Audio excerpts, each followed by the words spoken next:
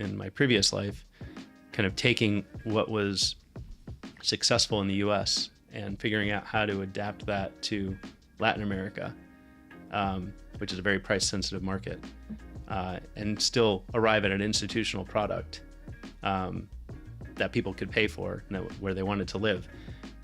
I spent years, trying to figure out, like, how do you spec these things? How do you design them? What kind of spaces? What kind of amenities, if any? What are the locations? And all of that learning maps incredibly well to Europe. So basically, we're focused on urban locations, sometimes suburban commuter towns, but always with a very close access to transit. So we want to have a train station or a tube station, a metro station within a 10-minute walk.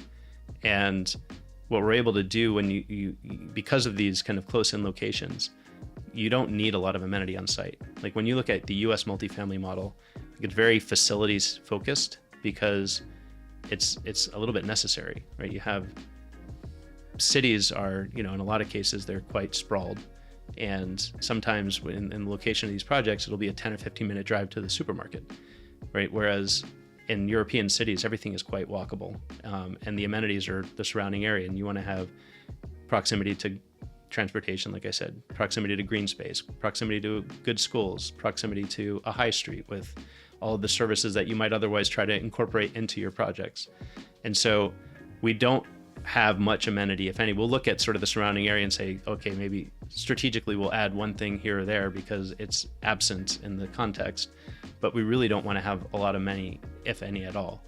And what that does is it lowers your upfront investment, right? And you don't have all that amenity space that you then need to amortize over a certain volume of units. So like a highly amenitized scheme, the kind of minimum efficient scale depends on the market, but typically around 250 units. If you don't have all that amenity, you can get to a minimum efficient scale of about 100 units. Oh, wow. And what that means is, you can imagine this, right? If you look at London or Madrid or Paris, the universe of opportunity to find sites with 100 units is exponentially larger than finding sites with 250 units in these cities. And so you just have a much greater universe of possible projects. You're able to find better central locations for these projects. And the other thing that happens is you don't have to staff and manage and heat and cool all that space.